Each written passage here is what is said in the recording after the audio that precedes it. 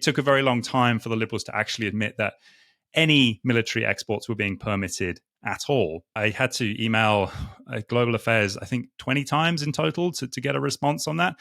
And even then, they only admitted it in sort of in passing. So the first thing they said to me is, we haven't authorized new permits for full weapons systems. Canada does not sell full weapons systems to Israel, and it hasn't in, I believe, several decades now. So that was a meaningless piece of information. It didn't tell us anything about, whether they've restricted existing exports to Israel. They eventually came around and said, okay, we've authorized new military exports, but these are all for quote unquote non-lethal goods. Now, this is a term that has no legal definition. Canada has described items such as rifle scopes and laser range finders in its military aid transfers to Ukraine as non-lethal. Now, sure, a rifle scope isn't going to deliver a killing blow, but it is an integral part of a weapon system that does kill people. So again, this is misleading kind of doublespeak that they're using to throw people off the scent, I believe. Since we got hold of this list of export permits or the values of the export permits,